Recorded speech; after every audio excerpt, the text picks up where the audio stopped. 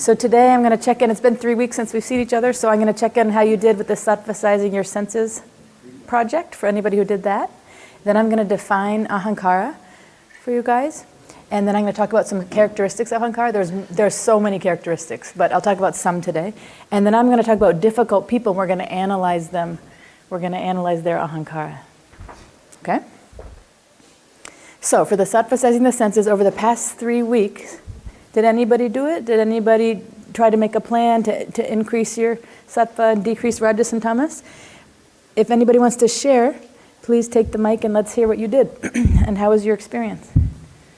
Or I can't see if anybody's online raising their hand, but if anybody worked with an accountability ally, do you have the mic? And also what benefits you noticed, if any. Radhe Radhe. I try to sattvasize my sense of the tongue by making a plan not to eat by walking, and just be, when I want to eat, I have to sit. Good one. Good. So many times, I'm doing things and eating here and there. And yeah. So this time, I was quite consistent in that. Very good. Yeah. And the benefit is that I can digest. Okay, so it helped your digestion. And did you notice any change in your mind? Mind also is more like...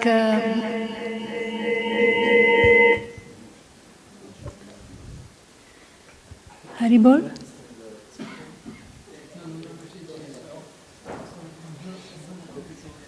They can't hear on the... They can't hear? Do you want to look, Narottam, do you want to come check this?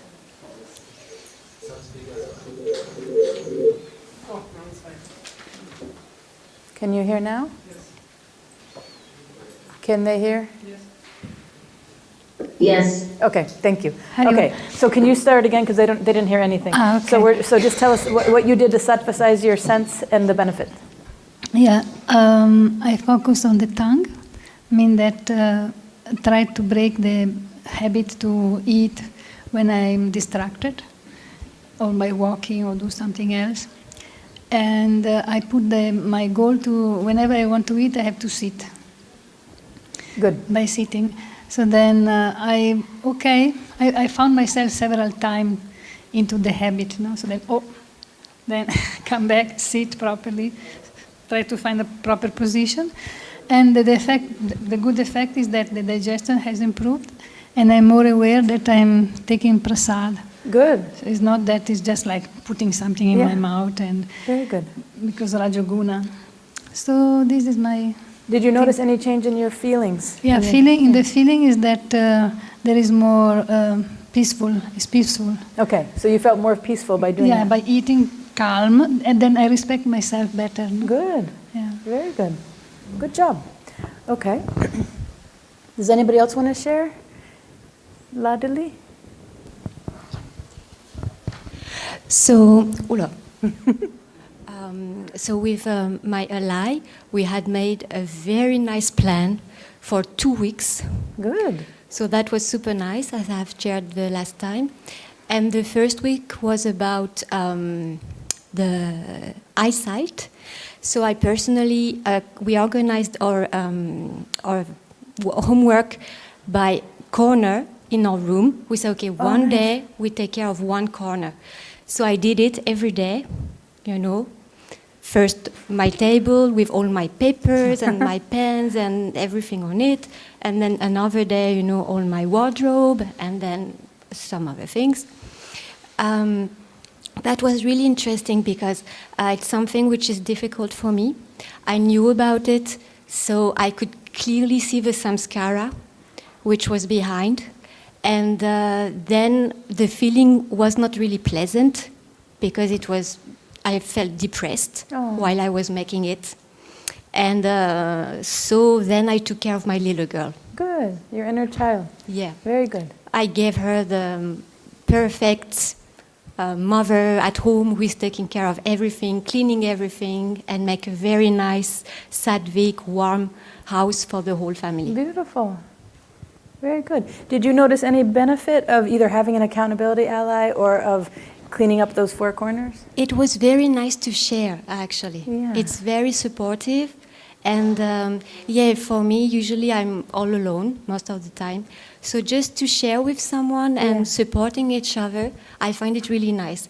Then we couldn't find time. You know, it was very difficult. We were very busy.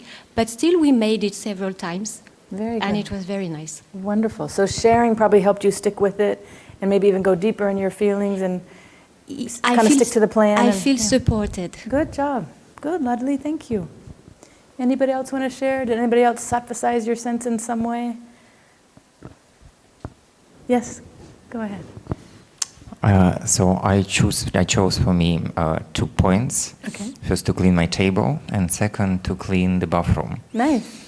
So before that, I was very irritated when I had to do that, because my roommates, they put things on my table, so nobody very rarely cleaned the bathroom. But then I understand that it's for me a chance just to sattvasize myself. Yeah. And so I started to do it not with irritation, but with another intention. So this is a clear possibility just to be sattvic. And I understood that for me it's like a lighthouse for the whole day.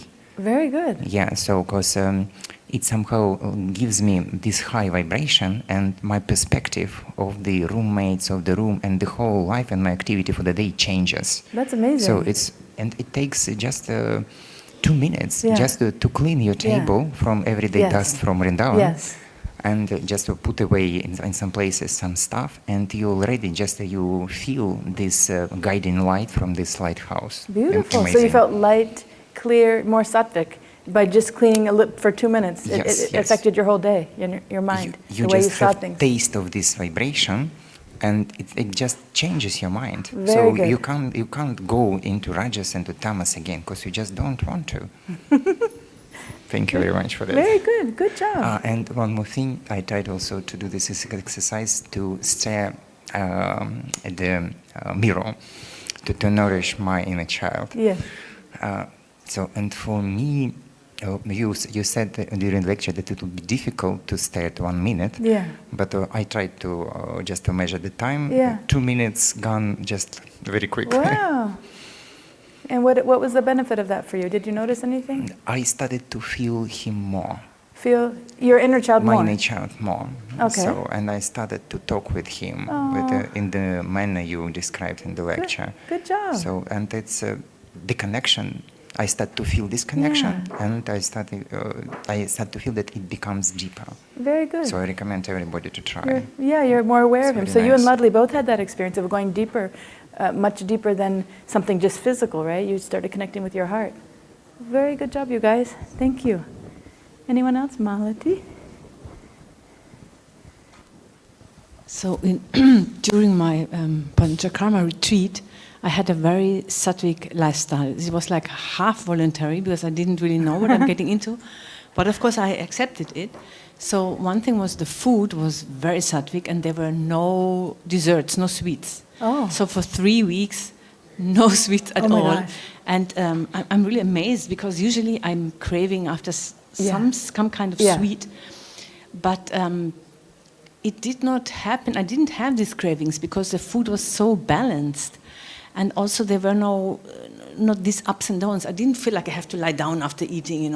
Interesting. I need to take rest. And so in the morning yoga, and in the evening sunrise yoga, sunset pranayama, and that was also very, very helpful to really sattvasize the whole. You feel elevated and clearer, more focused, and it did make a difference. I found Very it nice. very helpful, and I wish I could implement it here, but it's not so easy. It's harder, right? Because, when the food is made for you in that sattvic way, and they already have the program with the pranayama and those things, it's easier to just go. That's also part of sattva, is having a set program that you can just... Yes, and not this time pressure which I always feel here. Yeah, that's right. So what did you notice with your mind? Did you feel more peaceful at the end, or what shifted you? Yeah, it felt more balanced, I would say. Of course, I had some issues to deal with, which were not exactly. So, but it definitely made me feel very peaceful, satisfied. Also, the walks in the nature, it was all smooth and nice and relaxing and just it felt good. Very good. Thank you for sharing. Wonderful. Anyone else? Anybody else sattvasize their sense? Want to share? Is anybody online? Does anyone want to share? No. Okay. Okay. About this feeling wheel. So I tried during the day, during the evening, and in the morning, and I understood that when you just got up, usually in a much better mood. Mm-hmm. So, and I tried to just try to describe my feeling, how I feel myself. Good. And usually it was a positive feeling, and by understanding it, and when you just trying to find it and this feeling wheel and just look it from different angles, you somehow naturally go deeper. And this is first thing. And second thing, that when you do this exercise, it anchors you in this feeling for the whole day. So, and also thank you very much for that, because it helps you. This will help you just to grasp and keep this positive vibration. Very good. Yeah, these are all different things you can try, and actually different people have different experiences with it, you know. So your experience is very unique. Like if everybody had tried that, then you wouldn't hear all the same story about what the feelings will, you know. So it's very interesting to hear your experience, but I don't want to say that everybody would feel that. So that's wonderful that it worked for you and that you feel better, you know, for the whole day. Good. Okay. So is there anybody online, Vilas, do you see that wants to say anything? No. Okay. I'm going to go back here since they couldn't hear me on this slide. So today the outline is we did our check-in for sattvasizing the senses. Now we're going to go into our friend Ahankara, start talking about Ahankara, the definition, the characteristics, and then difficult people. They aren't real people, it's just kind of prototypes of 6 different types of people who are difficult, and we can analyze their Ahankara a little bit, okay? So now I just wanted to, the other thing about the check-in from last time was, there was a question that was asked that I said I would ask Babaji. So the question was, can a thought come before a feeling? Remember? It was like, is a feeling first, a thought first? So Babaji's answer was, there's no such law that thought comes first or feeling. It can be either way. So that was just to answer that. Okay? So now, let's get into Ahankara. So what is Ahankara? So very, very simply put, it's just our sense of identity. You know, who we are. We have all these tags on us of who we are, and I'll get into that in a minute. But one simple example is even just your passport, right? All of our passports are different, right? So our identity is like my sense of I am, or me, or my, or mine, okay? And our sense of identity is specifically related to our body and our mind. See, all these different bodies, right? There's no two that are the same. So it's unique. So with your body, you could say, I'm thin, I'm fat, I'm young, I'm old, I'm white, I'm brown, I'm black, I'm vata, I'm pitta, I'm kapha, right? You can be all, I mean, if you had to describe yourself, how much could you write down, right? A lot. Okay? Then there's your mind, like I feel, and all those feelings, you know, that you can identify with that. Or I'm, you know, peaceful, I'm sattvic. I'm passionate, I'm rajasic. Or I'm, you know, passive, I'm tamasic. Also your astrology sign, right? I'm Aries, I'm Cancer, I'm Pisces. And that can mean so much if you're into astrology, right? Or you're like, oh, you're such a Virgo, right?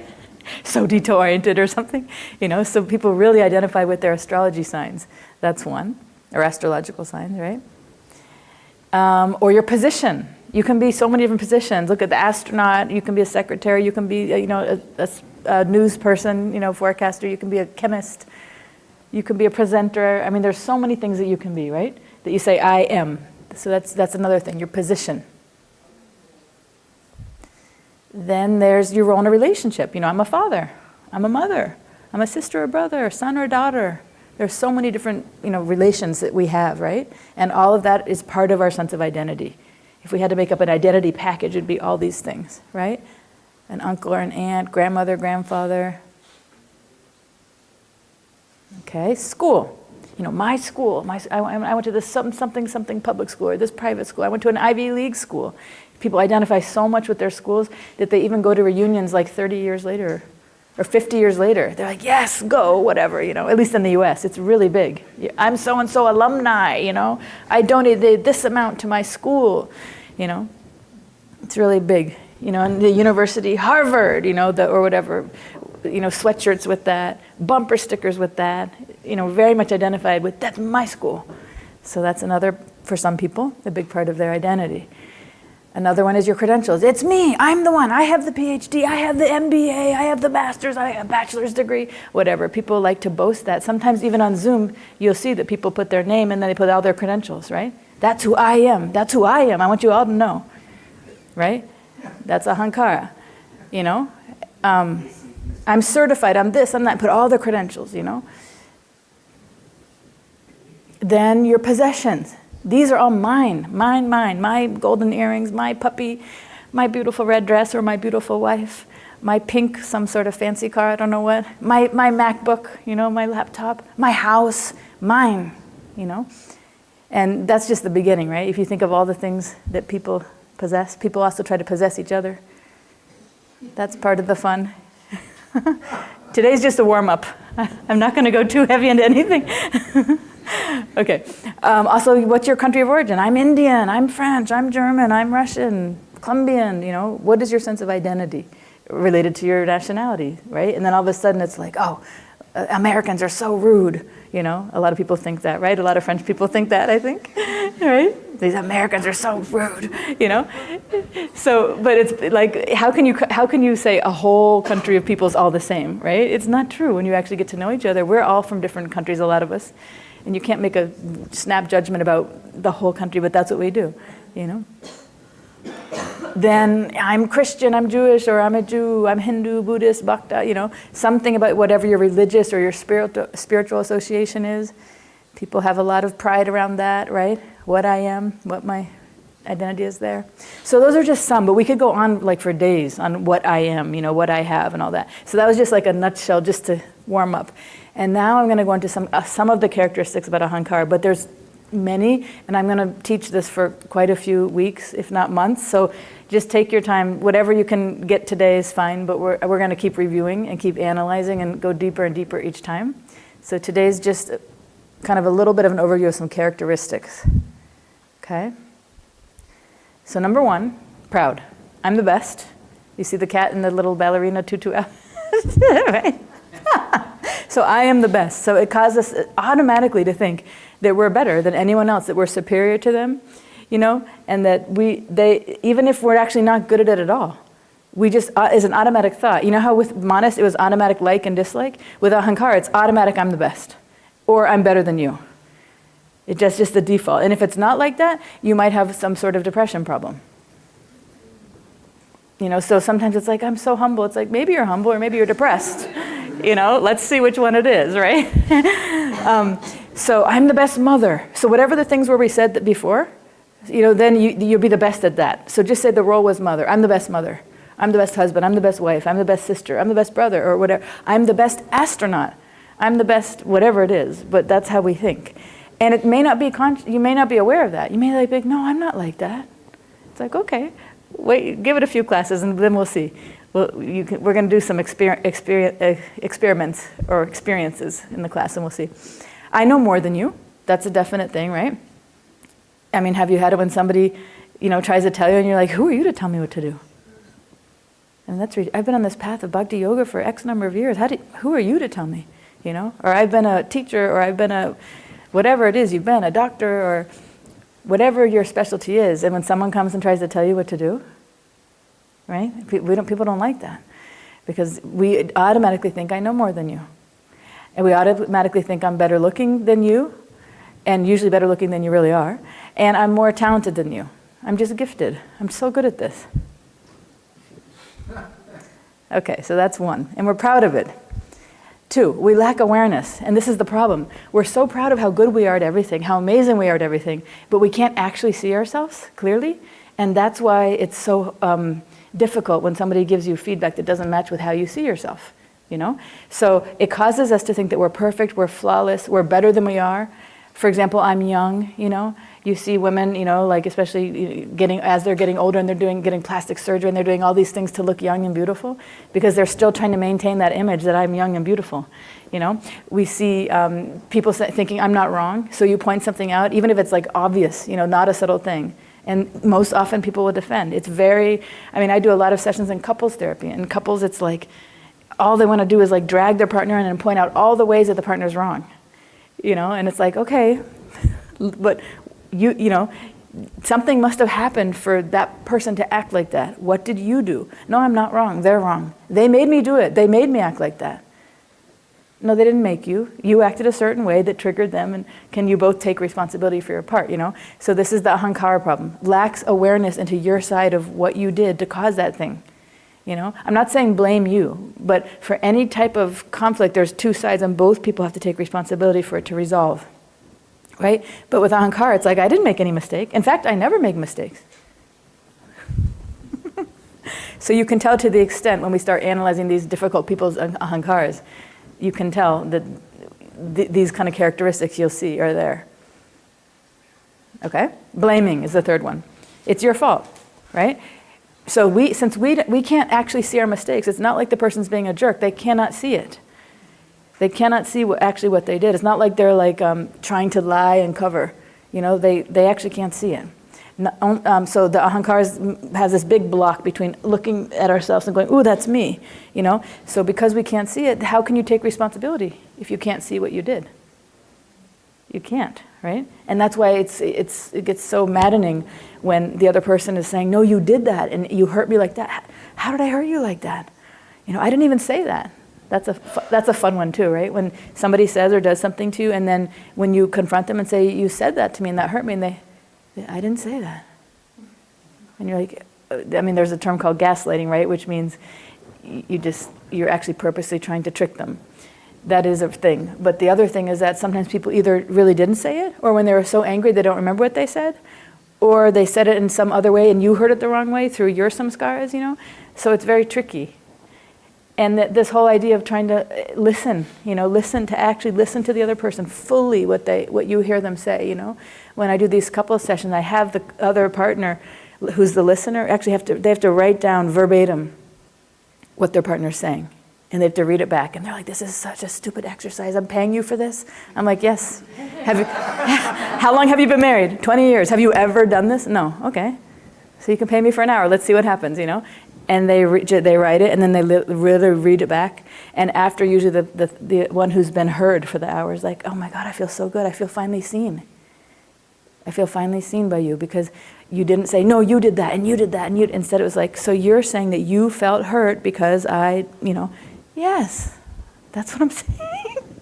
And just ask about the feelings, So, but anyway, that's very hard to do just naturally. And even when I say it, like in my family, there's two of my sisters, me and my sister were both therapists, but we don't do that. It's very hard to put it into practice. If you have a normal family dynamic or a normal dynamic, to be like, hold up, let me really hear what you think and how you feel, and let me write it down and say it back to you. Did I get that? Did I get that right? It's a skill you have to practice. So, and it takes a lot of humility because you have to take responsibility for how you hurt the person, even if you didn't mean to. But anyway, what we like to do if we're not aware of Ahankara is we just say, no, I didn't do it. No, it's your fault. And you should have told me if you had a problem with me. How am I supposed to know? How am I supposed to read your mind? It's like, so then you're blaming me because I said I had a problem, right? Because I said you hurt me, So it's very tricky. And in this path we're on, people, at least for people that I've seen sometimes, devotees, they even blame God. It's God's fault that this happened. It's like, okay. To that extent, they'll blame the dog, they'll blame other people, and then they just keep taking it up. So they don't, and now it's God's fault. Why does God hate me? Why is he making me sick or something? Okay. So this is a very strong quality of Ahankara, blaming, not taking responsibility. The next one is hating, So we know manas, when we talk about manas, it has like and dislike. So for Ahankara, it turns into like a, hatred. It's basically the same thing. Manas dislikes, right? But then Ahankara identifies with the dislike and it perpetuates. It turns into a hate. Like oftentimes cats and dogs don't like each other, The dog scares the cat, So Ahankara causes us to hate people, not everybody, but people who make us feel inferior, unimportant, invalidated, unseen. We can feel jealous of those people also. So the way I look at it is, imagine like your Ahankara, it likes to be here. It likes to be superior. In other words, everyone else is here.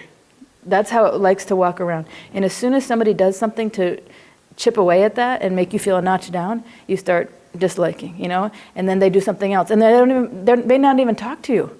It's just that you think you're the world's best ballerina, you know? And then they end up being good at ballet, and you see them do a ballet recital, and you're like, oof, you know, you can't even stand it. Ahankara makes you just shake, you know, from that. So then you have to either say, she wasn't that good. Did you guys see how she, you know? So you have to kind of criticize her, and if you criticize her, then she goes down and you come back up, you know? But if you can't think of a way to criticize her, then you praise yourself, and you're like, well, she's, you know, when I was that age, I was like much better than that. Boop. Oh, phew. Ahankara is back in its comfort zone. So that's what it's doing all day long. It's doing it in our head unconsciously. And if you watch it, it's funny. It's like, oh my God, am I really that sensitive and that triggered all the time? Yep. That's what it does, you know. It's not a defective thing. It's not like there's something wrong with your Ahankara. That's just how it operates if you're unconscious, if you're not aware of it, you know.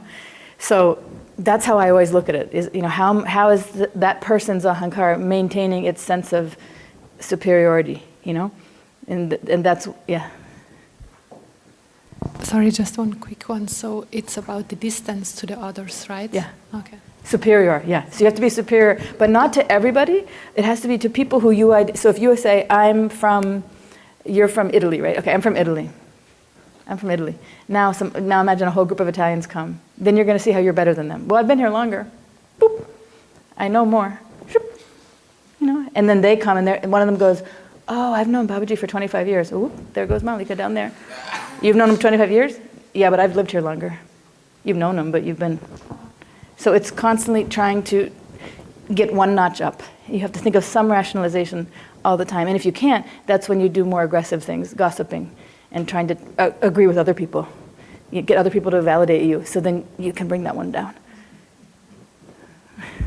It's very interesting.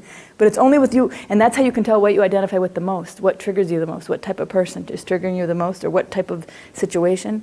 Like maybe you're not that into being from Italy. Now you more identify with being from here, just say. So then Italians come and you're like, hey. But if there's something you really identify with, you know, out of all those different, that's when you get, and you've got to do things to validate yourself, to bring yourself back up. And when you're back up, then it's like, oh, all is right in the world. You know? Whew. You know? So then, and the other one is love, right? So who do you love? If you really think about it, this is like a little bit harsh, but you love the people that make you feel good, that make you feel superior, special, important, validated. And guess what? You're not going to love them if they start, you know, if they do things to make you feel down, then the relationship's over. So that's how it is, you know? If you really look, who do I keep close to me? Who do I spend time with?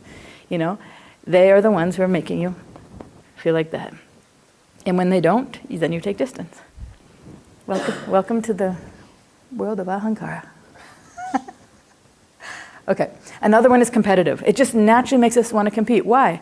Because if you win, you're going to be superior again. You're going to get back to your rightful position of being the best, being number one, being better than everybody else, you know? So we compete in everything. Every little small thing. I'm not talking about the Olympics, you know, I'm talking about literally the hair, your hair, you know, or your hat, or just everything. We're always comparing. I didn't put that as one. But we're comparing and then competing. Comparing and then competing. And we're comparing on the things that we identify with, like I said, you know? So if I identify with, you know, being a psychologist, then if a whole bunch of other psychologists comes, that's going to make my Ahankara be flared up, like on high alert, like who's going to be better than me? And how are they going to be better? And how can I prove that I'm better than them? Just does it naturally. It takes another part of the mind, the buddhi, which we'll do later, to control it, to be aware of it and go, all right, calm down, pipe down, just like we have to tell manas, you know, to pipe down. Same thing with the Ahankara. But naturally, it's doing that all the time.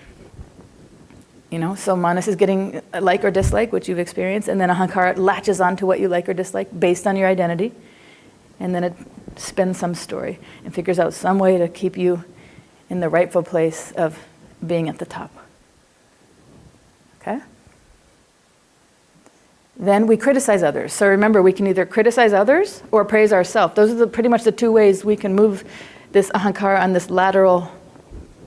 It's not that difficult, actually. It's not that complicated, you know? So either we talk about how great we are, or we talk about what a loser or how horrible the other person is, only in relation to what we feel that we are good at, you know, what our thing is, you know?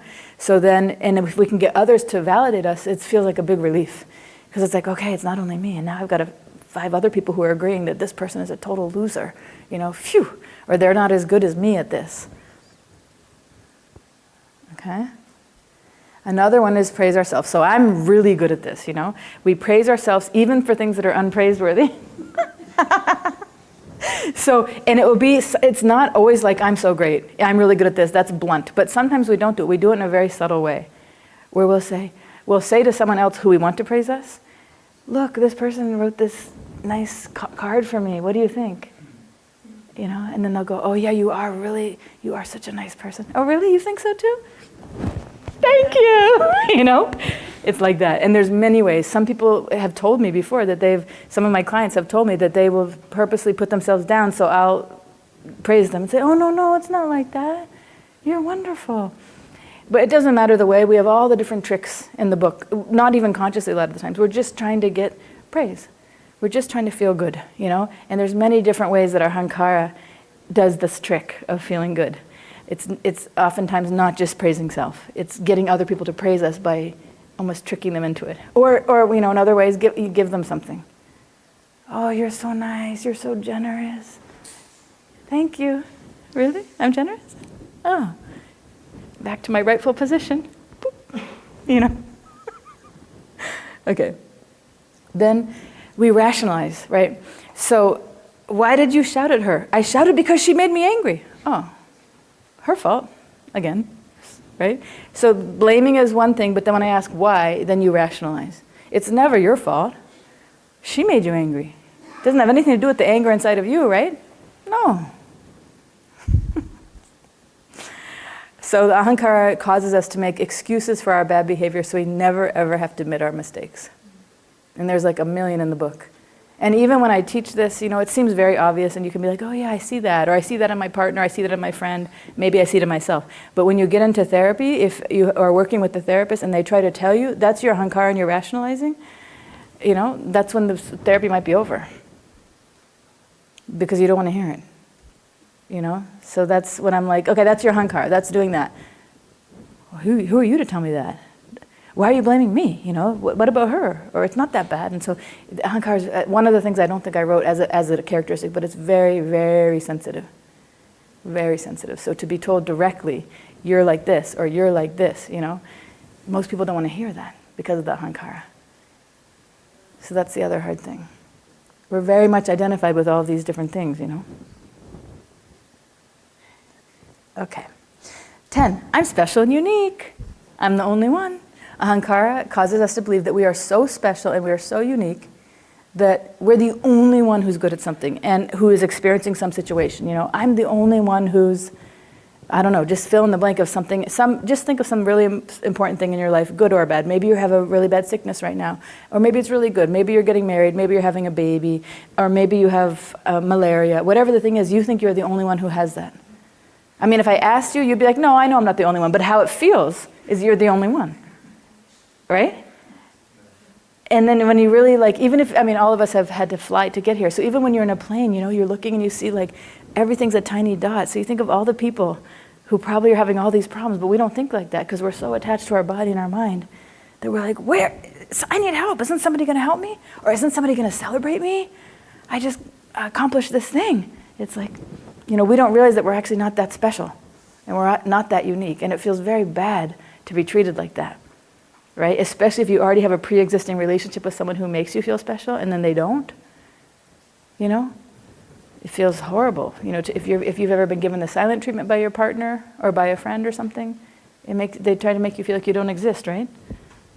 But that means that you actually felt like you were special and unique and you should be validated by them. You should be saying, oh, how are you? So wonderful. How are you doing today? Can I want a hug? Or whatever, you know, that shows your Ahankara is expecting all that stuff. But why? I mean, are you really that special? Right? Yes. Okay. Doji! Okay. So, last one. Oh, I did. Okay, I forgot to put it. Okay, insensitive. So this one, look at the cat. If anybody's ever had a cat, oftentimes they'll like to sleep in warm places. So this one's sleeping on the laptop, you know? And it's like, what if you have something important to write? The cat's like so selfish. It's like, you must adjust to me is the mentality, right? You adjust to me, right? And so Ahankara causes us to be very rigid, very stubborn.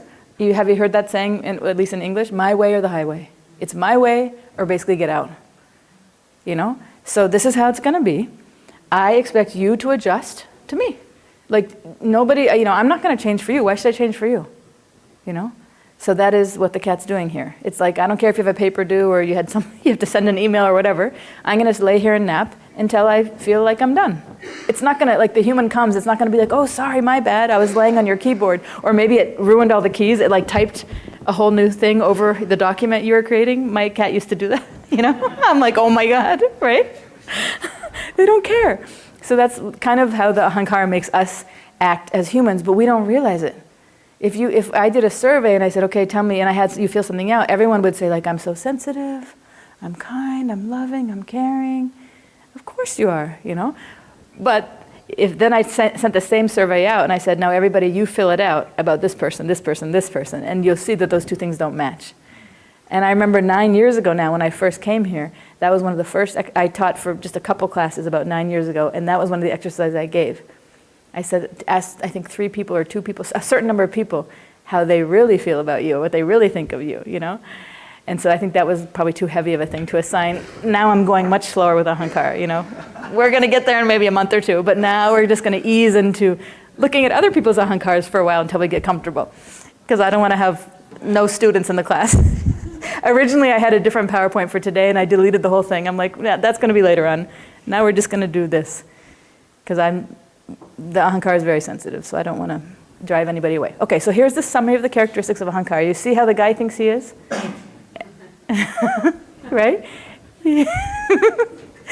So it's Ahankara is proud, lacks awareness, blames, hates, loves, is competitive, criticizes others, praises the self, rationalizes, feels that it's special and unique, and it's insensitive to others. So if you have a camera or something, if you want to take a picture of this, because we're going to use these 11 characteristics to now analyze the 6 different difficult people.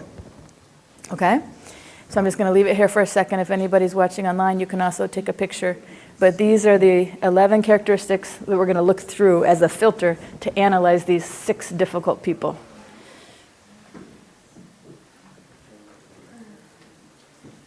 Everybody got it?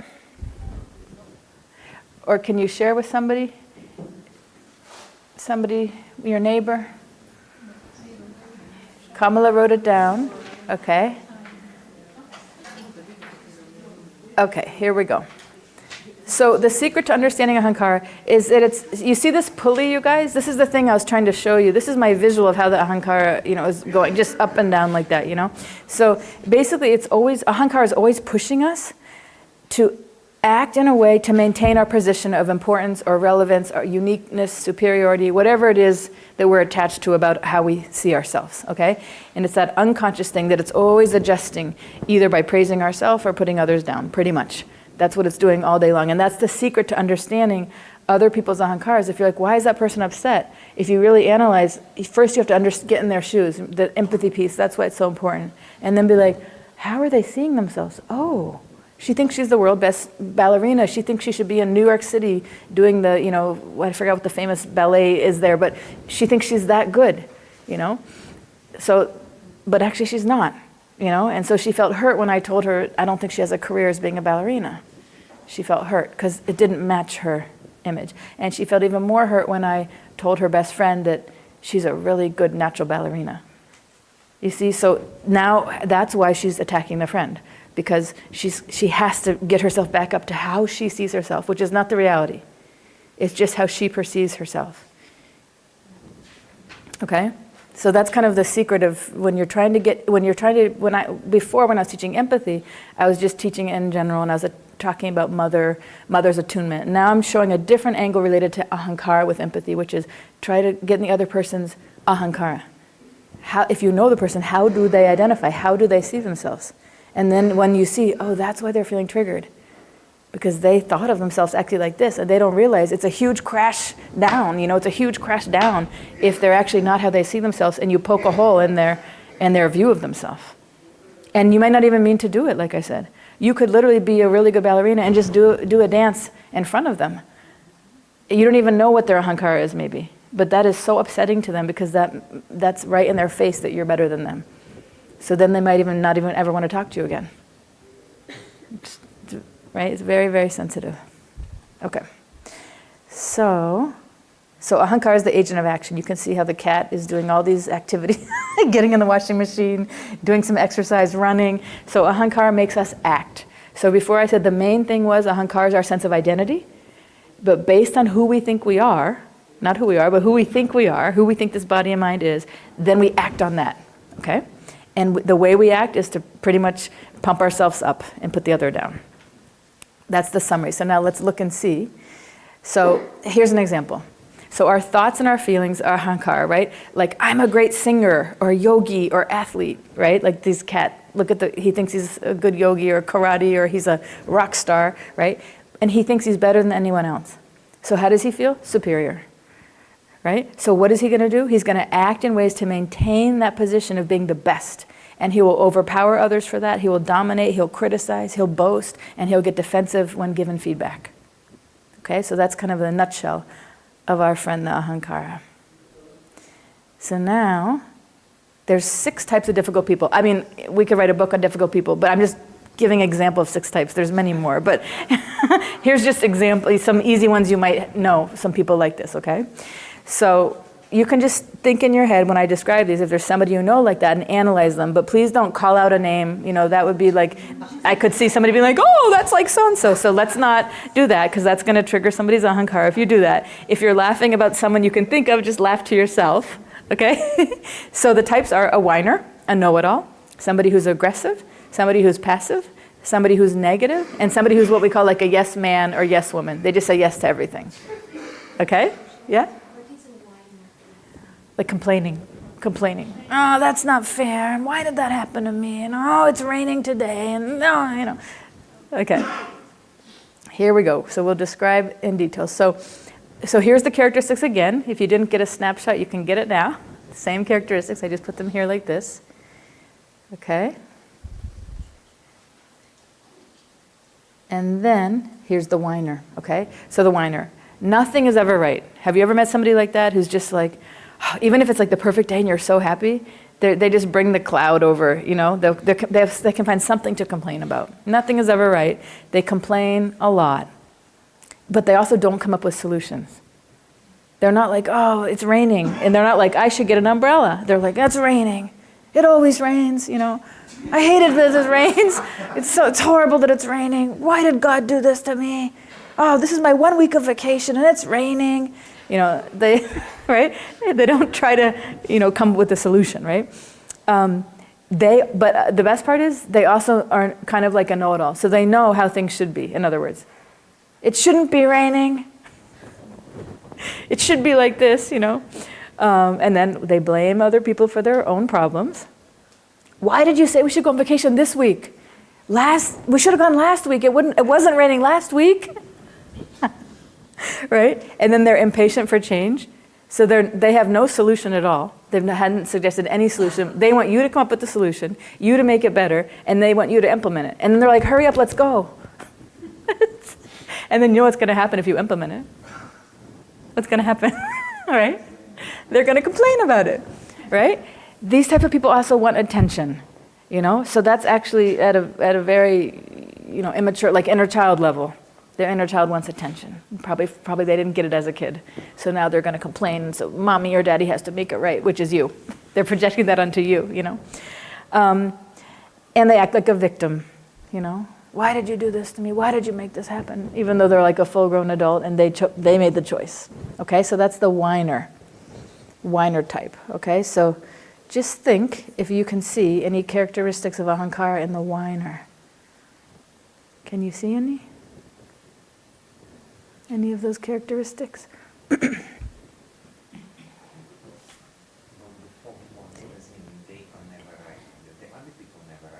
Can you use the mic, please?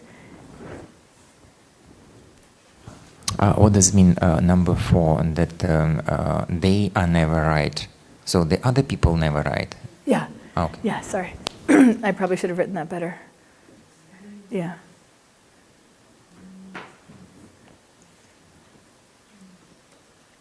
Any characteristics of Ahankara you see in the whiner?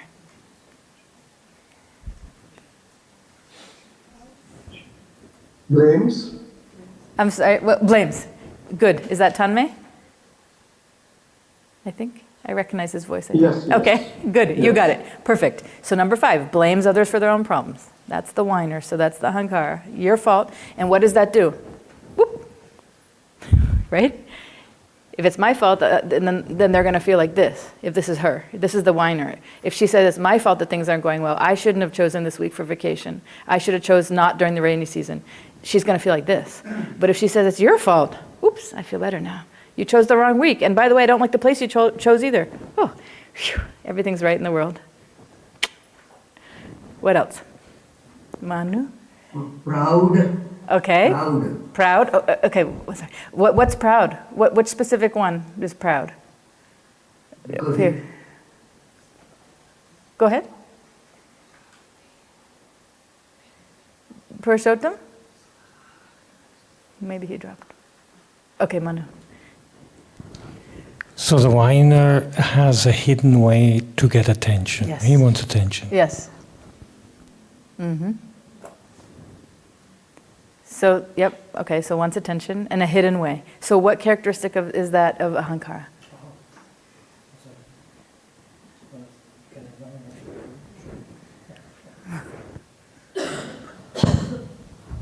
What's the Ahankara doing? A hidden way to get the attention. Because getting attention means what? I'll give you a hint. Getting attention means what? Exactly. You got it. Good, Manu. So the Ahankara has a hidden way to get attention, but get attention means, let me get myself back until everything's right in the world and I am special. Because once we say, you're right, oh my God, I'm so sorry, I'm wrong. You know, I'm so sorry, I shouldn't have picked this week for the vacation, I shouldn't have picked this house. I'm special. You mean, you should have picked something better for me? Yes, because you're so special. And then it's like, oh, phew. Ahankara is all happy now. Okay, I'm going to let Vilas go real quick. Vilas, what were you going to say? Well, to blame others, right? Not Yep. taking responsibility for own mistakes. Yeah. So this is definitely there. And yeah, praising and want to get praised. Yep. Okay. Praising. Where do you see praising? Not okay, the wanting to be self-praise, praised. no, but wanting to be praised. Wanting to be yeah. praised. And where do you see that one?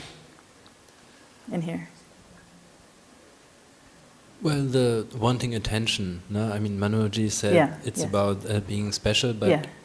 one way is also praise. Yes, that's right. So it was both, right? It's what Manu said, and it's also wanting praise, and it's also wanting to be special and get attention. That's Ahankara. Ahankara is very tricky like that, you know? I just want to say one thing. This type of person matches perfectly with another type of person. If anybody's ever experienced this dynamic, you have one person who's always complaining and nothing's ever right and nothing's ever right. And then if you have a certain personality type, what do you do with that type? Who would be the perfect match for this type of person? Huh? Gorjivana? Who? The codependent. Ding, ding, ding. This is the codependent's dream. Have someone that they can try to fix that will never actually get fixed. Right? Then you're just like, oh no, you're right. I should have, I picked the wrong place. Oh, I'm so sorry. Okay, next time I'll do better. I'll spend more. I'll make it nicer. You tell me. So they actually take on the feelings of the other person and always try to make it better. And so what does that do? It just validates that person. It makes them feel better. And it's a very toxic type of relationship, you know?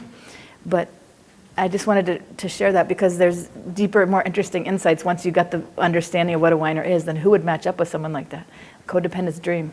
I mean, nightmare, really. Once you're into therapy, it's a codependence nightmare. But up until then, you're unconsciously doing it. It's a codependence dream, you know, because we don't, as a codependent, we don't feel like validated unless we have somebody who appreciates us, and we can get appreciated if we take care of them, you know. So they have to have a problem to be taken care of. Then we feel empowered, we feel in control, and we feel good, and we feel special, and we feel superior, you know. So it's a very tricky, weird dynamic. But Vilas? Okay. Okay, thank you. Tanvi?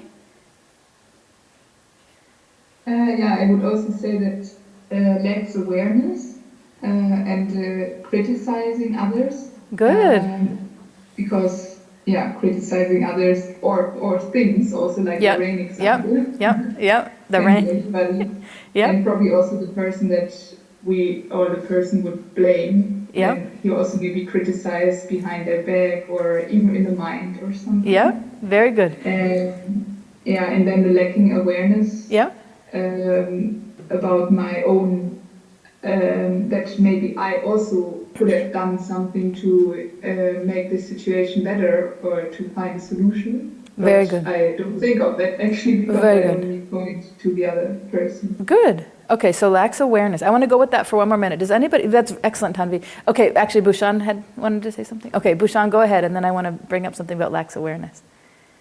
Yeah, so maybe I would say competitive. Now it's not clear from them how it is competitive, how the person is competitive. But if you tell them that others are also going through difficult things or some other person is just suffering, they will actually deal with this. That's true. That's true, right? So it's like suffering or something. That's a very subtle point, but it's very good. So just imagine, right, that this is a husband and wife, and the husband's like, you know, there's other people going through something even more difficult than you. You're sitting here like a spoiled princess complaining, but actually there's people on the street starving. And she's like, you don't know how bad this is for me. I'm worse. It's worse for me than them. So actually they will compete. It's a competition. It's a very subtle point, but it's true. They will actually make it that they are worse than whoever it is, that the husband brings up. I'm just using that example. That's right, Bhushan. Very good. Okay, so lacking awareness. Do you see anything else related to lacking awareness? Okay, Krishnadas, you have a mic? Yeah, I wanted to share this 9 point about act like a victim and waiting others fix the thing, because when we have lack of awareness, we don't participate on that, on giving solutions about something. So the lack of awareness is what? I didn't hear what you said. Acting what? Yeah, acts like a victim and waiting for others to fix the things. Oh, victim. I thought you were saying big thing. I'm like, what big thing? Okay, victim. Act like a victim. And that's lacking awareness because? Because the person can see how is part of the problem involved. Okay. It's just like the victim, but not. Okay. Yeah. The person can't see that they're part of the problem, that they're not taking responsibility too, right? Good. Very good. Okay, Malati? I think acting like a victim is also the other side of the coin of blaming others. Because if I act as a victim, I have to blame the other. Yeah, exactly. It goes together. Very good. Both. Yep. And we're running a little bit out of time now. Babaji usually comes a few minutes late because he knows we're going, so I'll go maybe just 2 more minutes. But I just want to say that what we'll do is next week we'll continue because there's 5 more difficult people. And eventually once we start talking about them, then I'm going to get into how do you deal with them? Because you probably could think of somebody, I know somebody like that, but how do you deal with somebody like that? So that's when it starts getting fun, how to work with the Ahankara, of others. First, anyway, I won't say too much, but okay. So anything else for today regarding this difficult person? Anything else you saw? Difficult person number 1, the whiner, the complainer. One more? Okay, you got to get the mic. I will say my way or highway. My way or the highway? Yeah. Yeah. Because she manipulates and she wants things done by others in her own way. And she basically is totally insensitive to the other. She has no interest in having something like a balanced relation. So insensitive. That's right. Very insensitive. My way or the highway. That's very good. And you know what's interesting? If just imagine, like there was actually a client like this, and I played the recording, and I'm like, "This is what the class says about you." She would freak out. She would probably see none of that because of that ability of blocking, you can't see yourself. So we're kind of casually talking about it, and we're kind of all agreeing. There's nobody like, no, I don't think she's insensitive. I don't think she's blaming us. Like, we all see it, and it's obvious, right? So we see it, and we all probably could unanimously agree of what everyone shared, right? So that's the funny thing about Ahankara. But if we actually played it back, and imagine it was really a client. Imagine I'm going to my next session, I'm like, let me play this. I'd never do it, but this is what the class said about you. She would freak out. She'd probably sue me. She'd be like, what? How could you say that I'm like that? I've been sharing with you for all these years, and you're saying that I'm insensitive and I'm this and that. I'm like, oh, okay. So this is why it's hard actually to do therapy, because you have to meet the person where they're at and understand their Ahankara and basically pacify their Ahankara. And every now and then you can give a little injection, just a little punch, maybe. Most of the time, you kind of hope they can figure it out themselves by asking a question. Like, why don't you research this and see what you think, how that might relate to you? No, it doesn't relate to me, but let me tell you about my mother. Oh, it's your mother, okay. It could be a year talking about your mother, So, it's the more you can actually listen, if you are in therapy, to your therapist and ask the direct questions if you want to hear, the quicker you can get out of your problem, if you're brave enough to hear what they're going to say, Because they're not trying to hurt you, they're just seeing actually it's not that this therapist is so special. We're all seeing it in each other, but not in ourselves. So that's the gift of having a therapist, especially if you can trust them. They're not trying to hurt you. They just want to tell you the thing that's, that you can't see on your back, They just want to tell you that and try to help. They're trying to help you. But it's hard to hear, So we'll keep going, and we'll get more and more used to Ahankara. So we might be able to hear someone ourselves. Yes, Sarvadashi. When I look at that, I see there is so much fear behind it. Yeah. It's like deep fear. Yes. So that is just a symptom. Oh, it's not working? It's just a symptom of a deep fear. Yes. So when we see that, we should have a lot of empathy to see the fear behind. Yeah. It's not a joke. It's a lot of fear. Yeah. There's a lot of and fear. the ultimate fear is the fear. And we are all afraid. Everybody's afraid really because we're all afraid of losing our identity. A lot of the work I do in therapy is actually helping people grieve over the loss of their identity. Once they realize I actually wasn't the best mother, or I didn't get into that school, or whatever the thing is that you were identified with, or I'm aging, and I always wanted to be the ballerina, but I missed the boat because I got married and had 3 kids, and now I can't. My body can't do it, or whatever the thing is. A lot of therapy is grieving the loss of identity and accepting who you really are, which is why we're here for Bhakti Yoga. But I stop at that point, and that's Babaji's domain. But my part is to help process, and come to grips with all those types of identities that and you're right, there's so much fear around and so much holding and grasping, and that's why people get so defensive, because sometimes in therapy when people get to that point and realize I'm actually not that, I'm not that good, or I'm not, I've been married for 30 years and my husband was cheating on me and I just realized that he's been with another woman for 10 years, so I'm actually not his love. That is so heartbreaking, to realize that I'm not that. There's someone else. That's one of the biggest pains in a relationship, when someone betrays you, right? And I'm not that. But that's the Ahankara all along, was thinking that, And then the friends are like, oh my God, it's been more than 10 years he's been cheating on you. He was flirting with me 20 years ago, right? If your friends actually told you the truth half the time about really how they see you and what they see going on around you, it would be maybe a more painful world. But if you understand Ahankara, and that we don't have to live driven by all these, sensitive ways the Ahankara is, and we can live in a higher place and try to get the truth serum as fast as we can so we can get out of it, we can get peace once we realize. Because Ahankara is driving us just like manas. It's the same thing. You know how we're like, dislike. Now Ahankara is like, make myself better, make you worse, make myself better, make you worse, make myself better, make you worse. That's it. All day long. Okay, so Haribol. See you next week. Thank you. Okay, we'll do questions next week.